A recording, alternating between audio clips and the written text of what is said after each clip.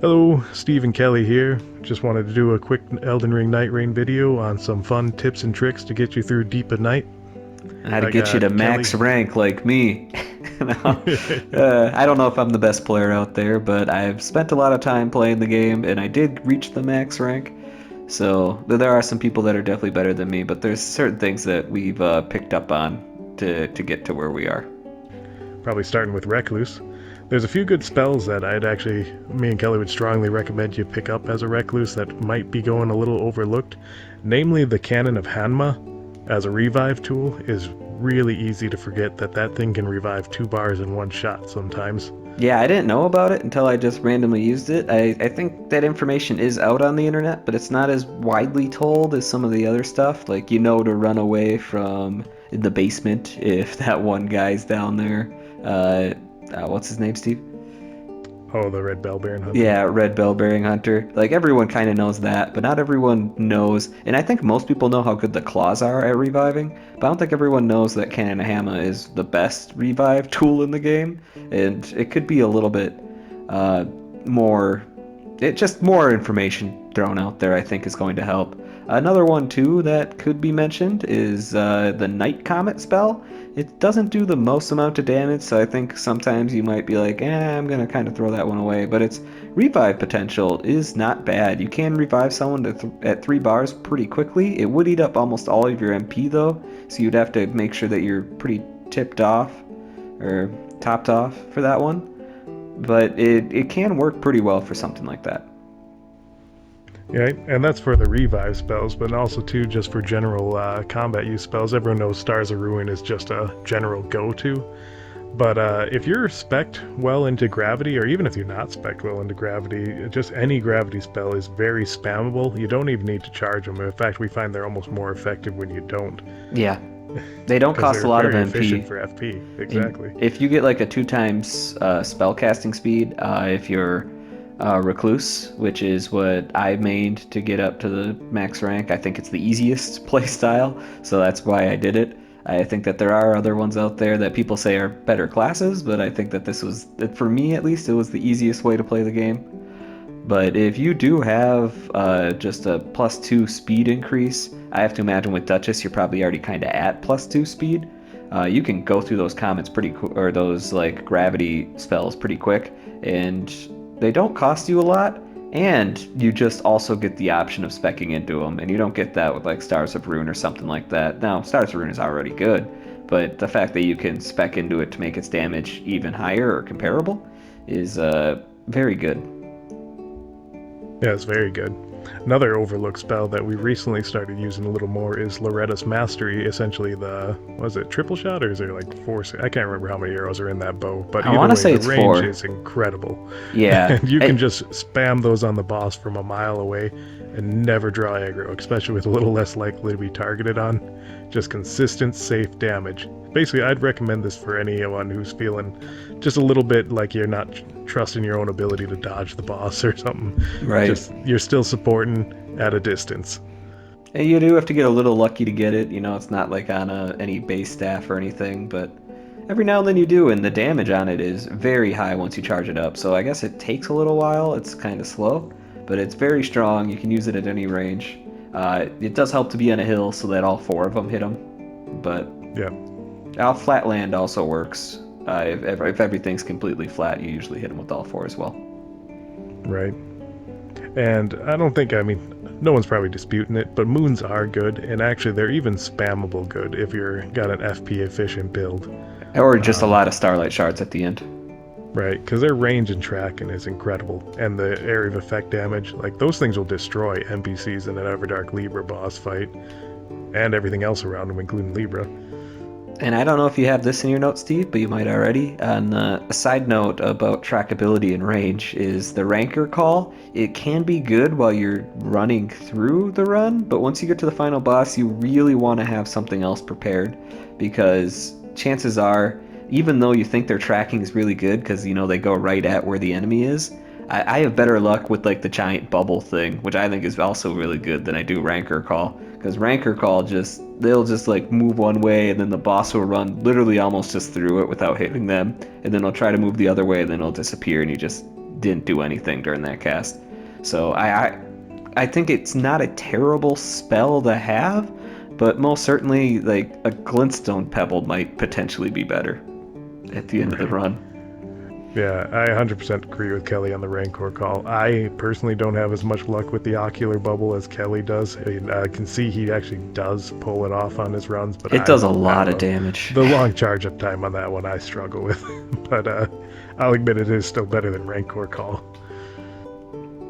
Another fun do's and don'ts for the spell list of things is just don't use Comet Azure. Yep. It's not the meta thing that it was in Elden Ring. It's basically just going to be you shot the air because the boss is already a mile away I and think you it's wasted all your FP. I think that sucks. I like it as a really strong spell that's situational, but sadly it's just not that in this game. So if the devs buffed it, I don't think they need to like buff any weapon or spell or anything, but that's one of them where I'm like, yeah, that would be nice because it doesn't do enough damage. It costs way too much FP. Like if you get the Crystal Torrent one, you're just doing more damage for your like entire FP bar. Like you can use these on like the dolls outside.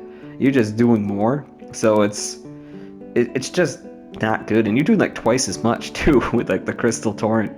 Yeah, you get Comet Azure way more often because it's on one of the staves is like one that you get quite a bit, but Right. it's just not good at all. The charge up time's terrible. You're not going to hit anything with it, which you're never really going to hit much with it. Like I don't think that's something that needs to be fixed. But at least when you do hit something with it, it should really, really work, and it just doesn't. It's just really bad. Right. They could at the very least, just lower the FP consumption so you don't burn through all your FP just every time you use it. I just want it to That do a way lot of damage. I nickel. want it to be really That would be nice. situational, and it just destroys when it works, but it usually Right. almost never does. I want that, but sadly that's just not what you get in this game. You instead get a spell that's really situational that's also bad. I think I've had like one or two instances where it actually helped me, and that's when you use an alt and you're fighting like a flower, something that doesn't fucking move. And in that instance, you're like, okay, maybe that's slightly better than any That other flower is spell. fucked. Yeah. But then again, you could probably use a lot of other spells that would also fuck up the flower. So. Right.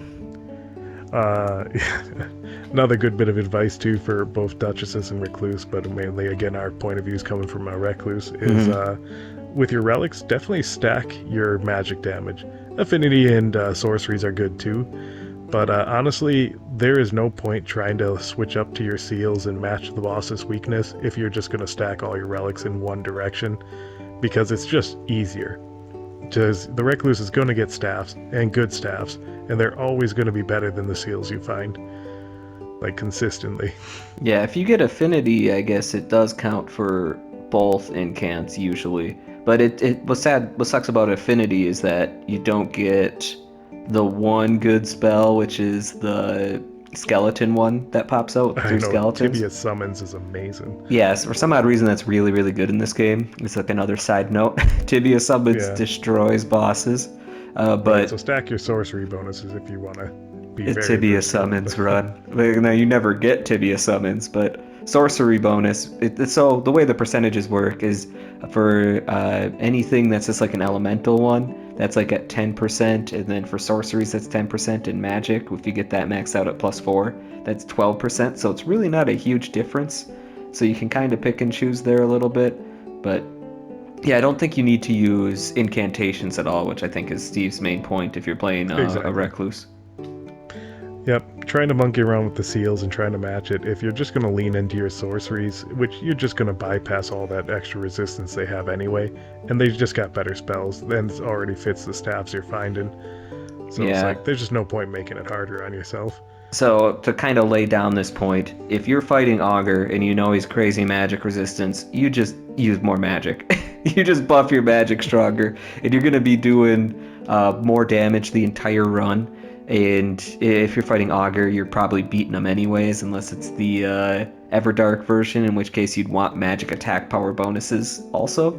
So Right. stuff like that. Even if they're magic resistant, Libra's magic resistant, you'd still want to just use magic on him instead of trying to use some elemental weakness that he has through the incantations, just because it's so consistent. There's so many good spells, and it's easy enough to do. It helps you the entire run, so now the entire run's going more smoothly. And you can just still do a lot of damage to the bosses anyways, because there's so much like magic attack power bonus items that you can get, or like effects on items. Exactly. It extends to your items you pick up instead of just your relics as well, because you're just going to find a lot more things that favor being a sorcerer witch as opposed to an incant witch. And if you're someone else playing, we do not need the one that increases the duration for spells, Talisman. We pick it up because you'll run it up to us after we mark it.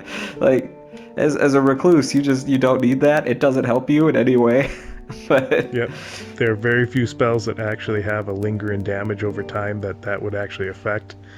So it's just generally not worth grabbing. Yeah, but there's people always bring it to. I know a witch. We got a witch on our team. You'd have more use out of it than an actual witch would. Like right. say you could buff yourself. You could buff your weapons. Give yourself that old golden vow. Let it last a little longer. Golden vow. You could also use like black flame or something on a bow.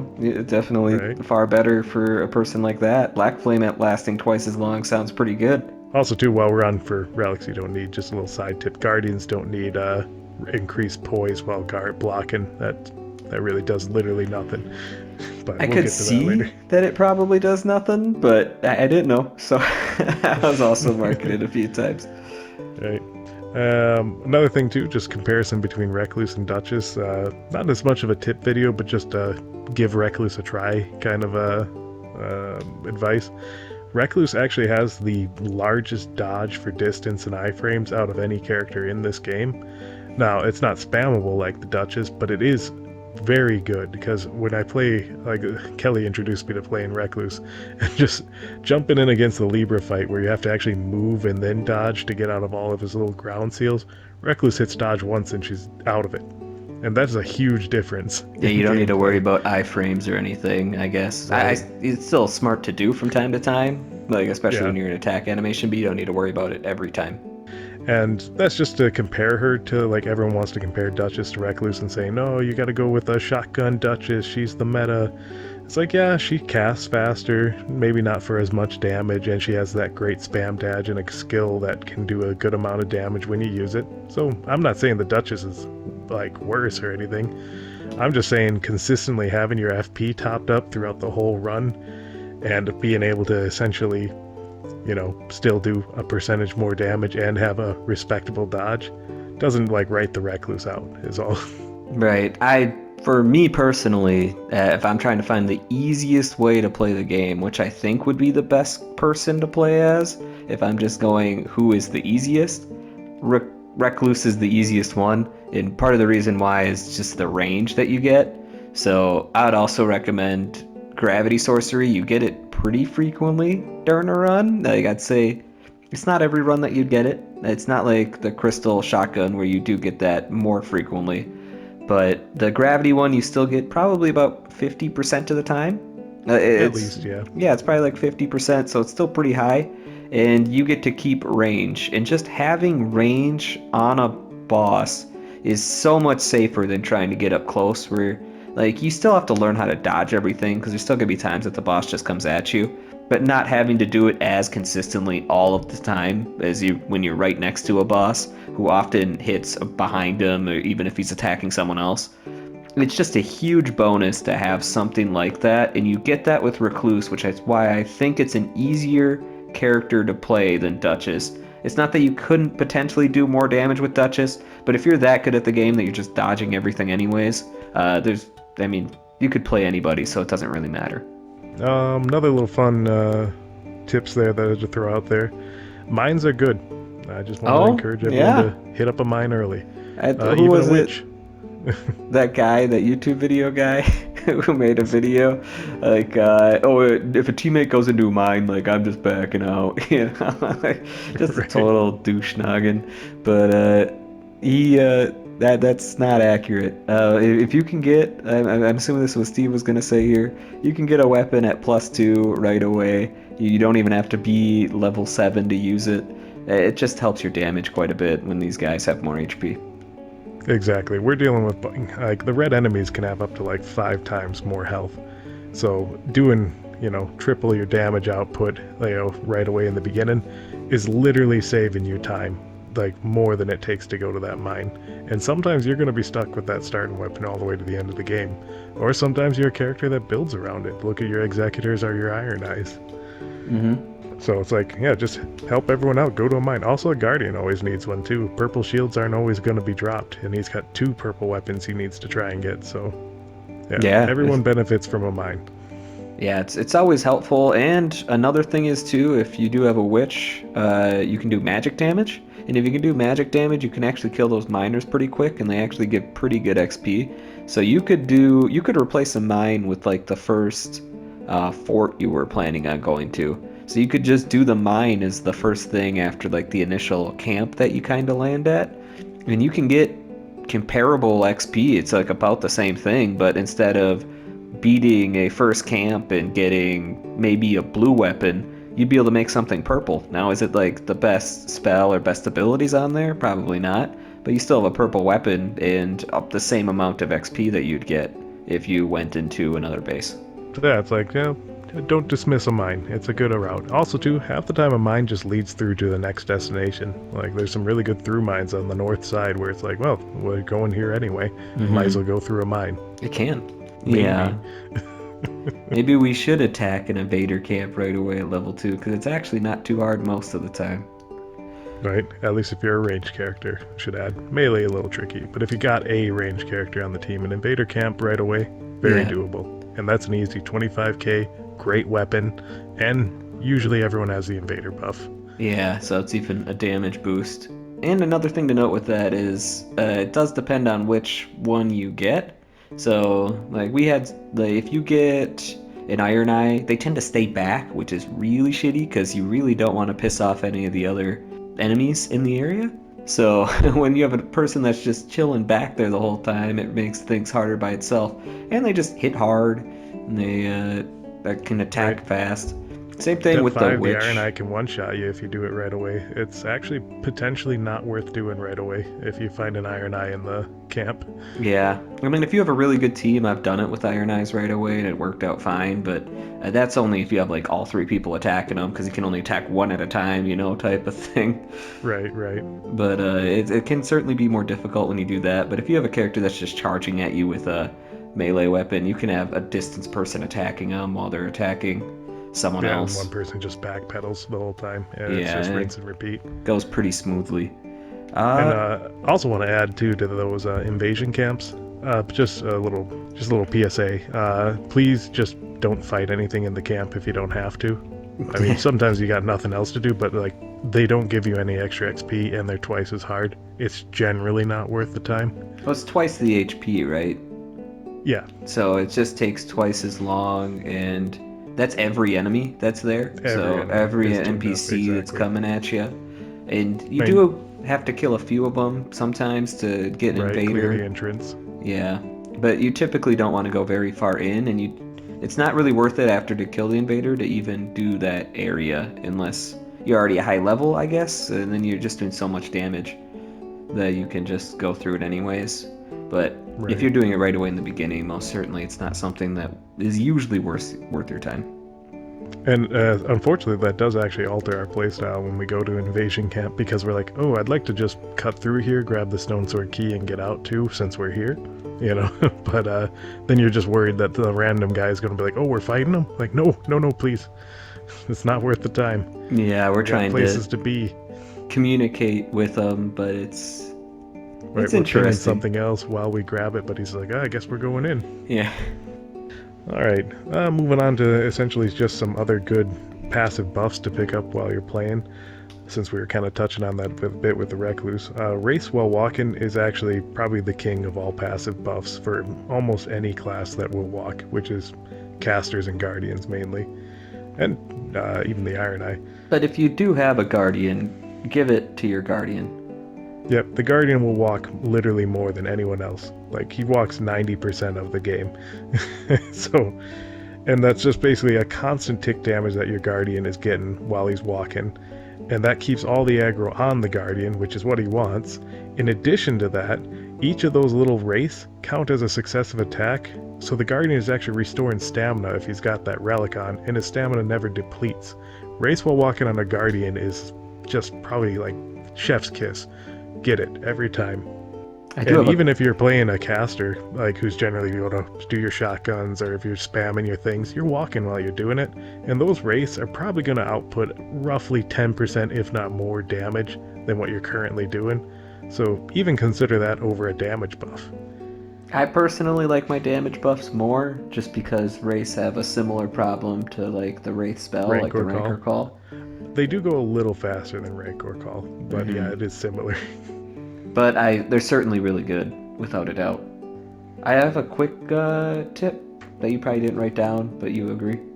One thing that every single person should do, and you see this all the time in the high rank people, they'll do it like every time when you get to like rank 5. So if you're stuck in like rank 3 or rank 2 or something like that, make sure that you're checking the shop every single time. And you're checking mainly the weapons and stuff that they have. Even if it's not a weapon that pertains to your character, you can find damage negation at full HP on there, which even at like rank 2 or 3 is going to help you even at rank 3, like you can still get one hit, especially if you're playing one of the the least tanky characters. So it's very helpful to always check that. And you can also just find more damage. So like you'll find attack power at full HP at 10% there, and you'll find just magic damage at 9%. And another item that you can find is that perfume, that white perfume bottle that just gives you and everyone next to you a bubble where they can just survive a hit for like the next 30 seconds. It doesn't last crazy long, but it's a great thing to have. It does overlap the other bubble potion. In rank 5, people will screw this up all the time, so it's not just low rank people. If someone's already got a bubble on them, maybe don't use their perfume around them, because it gets rid of their good one that lasts like 3 to 5 minutes. I don't know how long it is, but it gets rid of that one and gives them a 30-second one. So not quite as good in that situation, but you can also plan around it, where if you got more of those, you can use those in the beginning and then drink your other one later. Right, because if you're playing a squishy character, think of those bubbles as essentially a free revive that prevents you from going down, because everything will one-hit you anyway, especially if you're not stacking your full HP. So that bubble going away just says you didn't go down. Yeah. And that's a big deal. That's a huge deal. Another fun little tip for a particular fight that Kelly's got down pretty good by now is for Everdark Libra. It should be common knowledge, but it doesn't seem to be common enough. Always grab a less likely to be targeted whenever you're facing Libra. Yeah, it makes it so the NPCs just don't attack you, essentially. And especially once he starts a riot, you can just pretty much fight the boss. And when he does start a riot, he typically summons 6 people, because he'll summon 2 for each guy. And even if you're doing good damage and you're taking out the summons as quickly as you can, that's a lot to deal with.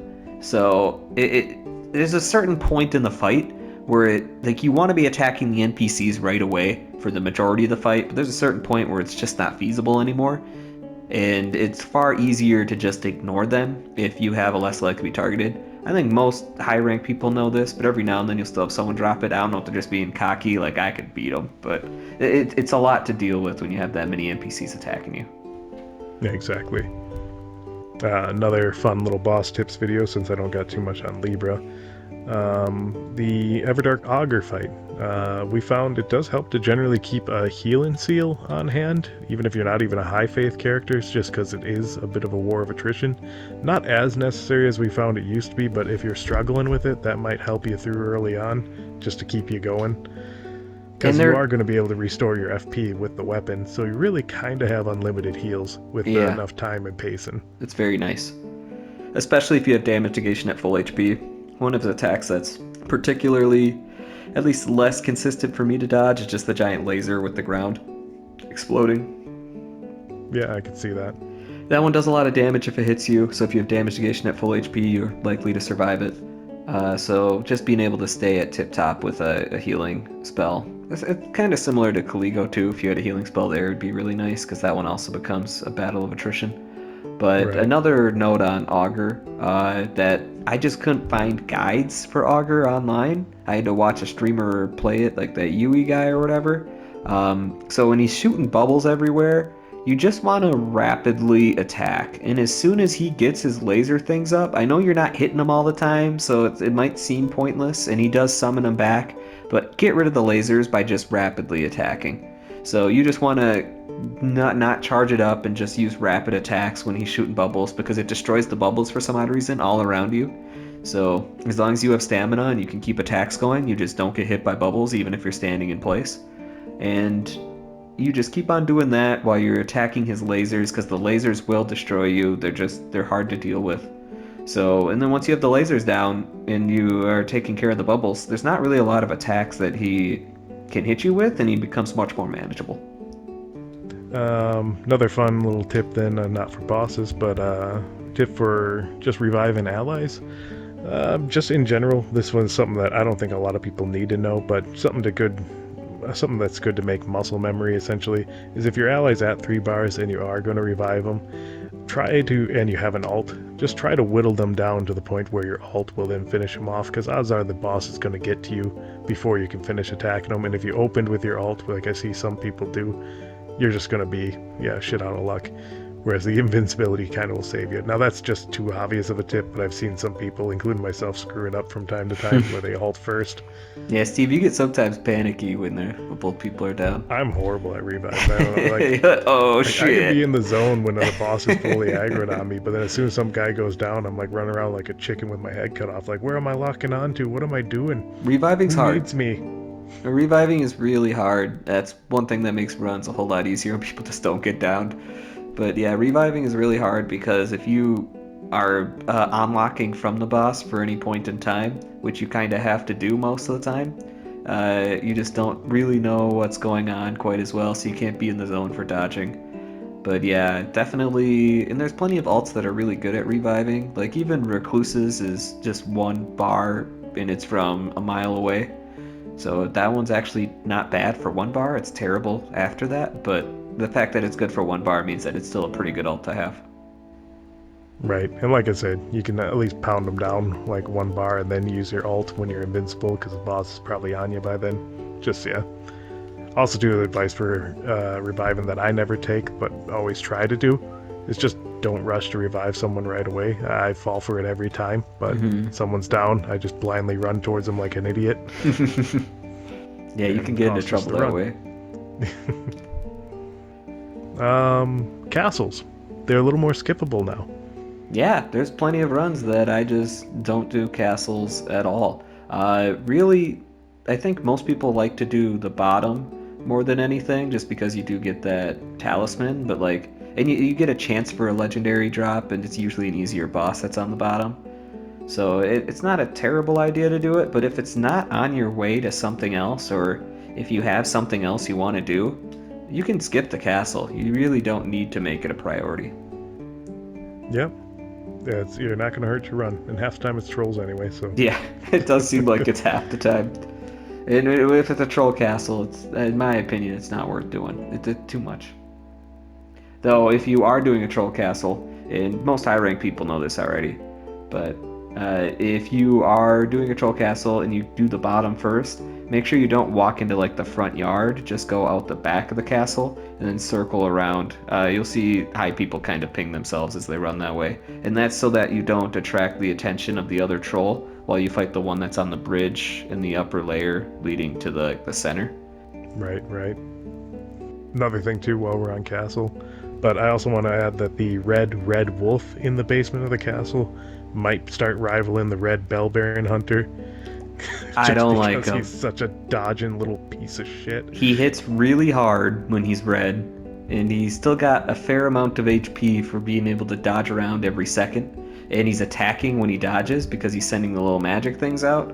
And you want to attack him, so you're already being more offensive than what you need to be, which means you're being less defensive. You can make the fight work, but it's not fun. I don't like it. Right. Yeah, essentially just maybe consider not fighting them. If you're pressed for time, that actually might be the second hardest fight, or maybe tied with the hardest fight you can do in the basement. Yeah.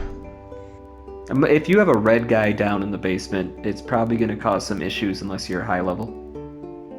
Yeah, exactly. Unless it's like the ice guy or whatever. He's Yeah, fine. Zamor guy, the Leonin guy, he hits hard, but he always hits hard. Yeah. He's still doable. Mm-hmm. Then I got some interesting concepts on the rain in the night, just so you don't find yourself caught in it or on the back foot and then playing catch up like I do sometimes. Sure. You don't know who is carrying increased rain damage, so if you're going to prolong a fight into the rain and someone's bailing, you just kind of got to assume they actually can't stay in the rain. They might not be a coward because, yeah, they just don't have a choice. So when you're playing in Deep of Night, you just don't always have the option to stay and fight in the rain, unfortunately. If you see your guys going, you're just sadly going to have to go, even if you know you could finish it otherwise. Yeah, you can check their inventory later and see if you hate them or not. Yeah, Sometimes you're gonna exactly. If hate they them. don't have it, Yeah. then you can just give them a big old middle finger. But Yeah. Give your screen a middle finger that they'll never hear. right, right. Yeah, I don't recommend reviving deep in the rain. Odds are you'll all die. Like if you just constantly like hang out way back there and you're like too far in, just sometimes it's better to let your ally revive and just come back, especially when you're dealing with, again, rain damage. You don't know if he's taking increased rain damage. So even if you come back and revive him, he might die immediately again. Yeah, So you it's just a see, bit of a gamble unless you know their inventory. you do see that quite a bit, or it's not even like deep in the rain. It's like sometimes they have something on their inventory that kills them instantly, and some person will try to be helpful and revive their teammate, and then they just die again. It's like the fact that you revived them made it harder now because now they can't ditch the item that they got and just run out and get their runes. Right, which leads me to the follow-up, which is just sometimes people do want to die in the rain.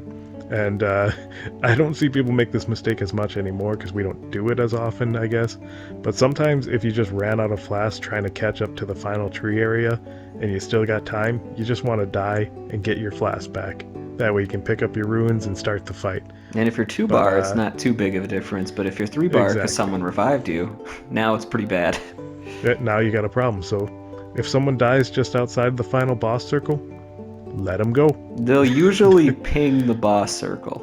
So like Right. there's some communication that someone will probably do. And if they're really desperate for you to get them, they'd probably ping themselves. So Yeah. you could just assume this game really needs a do not resuscitate ping or some way of letting you know, like, leave me alone. It needs a few pings. A negative ping would be, yeah, we've talked about having a soft ping for a light suggestion so you don't seem pushy. But a negative ping would be nice too. Like, whatever we do, just don't do this. Mm-hmm. Then on that note too, for just ally coordination, times to stay together and then times where it's okay to separate. Generally, I would say just stay together. Like, I don't know why that's so hard for so many people. I'm playing with rank 5 people and they're separating. I'm like, what the hell's going on? And some of them I played with before and I'm like, were they this bad the last time? Like, what are they doing? I don't know if it's like internet where like I'm not seeing their pings, but they still go by themselves. I have no idea. Or maybe they just want more of a challenge, so they're purposely making it harder. But if you stay together, you're killing stuff quicker. It's just better every time. Almost every single time. There's Almost very every few time. instances where you I can wrote separate. up a few niche exceptions just in case some comment keyboard warriors are going to be chiming in there. But like, if you're both going towards a non-combative goal and they're both relatively close, that it's not going to be a huge detour, yeah, fine. The Reckless can go open a tower while someone else opens a flame or takes out a flame chariot camp or gets their runes. You know, there's times. Right. But generally, just again, if it's not going to be a scuffle, let's just go get something and get out. Or even like a mine. Yeah, if it's a super easy fight. But if you're Right, just going off on your own to kill a boss that's like you can beat, sure, like, yeah, you're really good at dodging, you're good at the game. But it's gonna take you, I don't know, 5 minutes to do it. Like you're just screwing over your teammates now because now they're playing 2-player mode with more health. And like maybe they can do it too if they're good enough, but you're just making it harder for literally everybody. And harder for yourself even too, because even if you do kill that boss on your own, now less people get that reward from the drop. They just get the runes. It's just bad. It's just all around bad play. I don't know why I've seen people do it on rank 5 recently. It's upsetting. It ruins the entire run for me, where it's like it's such bad play that it makes it not fun for me even if I win. Right, and we're very reasonable people. Like we'll ping, like And we're if you very go good at somewhere else, we'll pinging. follow you. Yeah. Yeah, then we'll switch our ping. Like fine, whatever, we'll go there. But If like that's there if are you're being people insistent. that don't even ping anything and they just go off on their own. It's like, Yeah, the fuck you lack of too. pinging is infuriating. Like it's like a sink or swim. Like there's too much of both. Like there's people that are ping spamming where you're like, well, I hope you die, and then there's also people who don't ping and just go off, and it's like again, same problem. Ping spamming is appreciated. It lets us know you're an asshole, so that if we lose the run, we'll at least take solace knowing you didn't get anywhere. Right. I have ping spammed before, but that's when I got invaded and my entire team was splitting up without marking other stuff. And they got angry at me for ping spamming, but I got invaded by the guy that if he kills you, what's his name? The first Morgot boss, yeah, character, Morgot. Yeah, if he kills you, everybody takes like double damage. I'm like, yeah. no, I can't really fight him on my own. That was literally an emergency scenario where it's like the whole run's gonna get debuffed unless someone helped you. Yeah, and instead they're just pissed off at me. I was already Yeah, upset with them I'm because talking they about were, ping spamming, of course, for a let's go here ping spamming instead of yeah, just a. or Also, being ping spamming bossy. a run away is fine too. I don't mind that. Oh, absolutely. I Like think you you want to should do insist, that. like let's not do this. Yeah, that requires a few ticks. So yeah, we're not judging ping spamming as a whole. Just if you're being overly insistent about just a route, you're just kind of being a dick. Or like heal me now. It's like, yeah, we get it. Yeah. Oh yeah, the heal me nows. It's like yeah, we know you're down. We'll get to you when it's open. Yeah. And then they quit. Fun. Which is, again, as we discussed in a previous video, quitting in Deep of Night, while it's nice that you're not going to lose as many runes when you do lose, you are probably going to lose the run, because as we discussed, carrying on this game in 2 players with Deep of Night mode is very difficult. It's very hard. Like, So yeah, it's hard to win a run with 2 people that you started with 3. For sure. yeah. And those are some tips that we kind of thought up just from our experience of playing through the game. If you got any more of them or you want to add more insight, you can feel free to do that in the comments. I don't think most of this stuff is relatively controversial, but if you feel that some of it is, try to be respectful in the comments and you could let us know why it is that we're wrong. But that's the way that we like to play the game, and it works pretty well for us, so we're just kind of passing on this information to everyone else. All right. Thanks for watching, and have a good one. Catch you next time.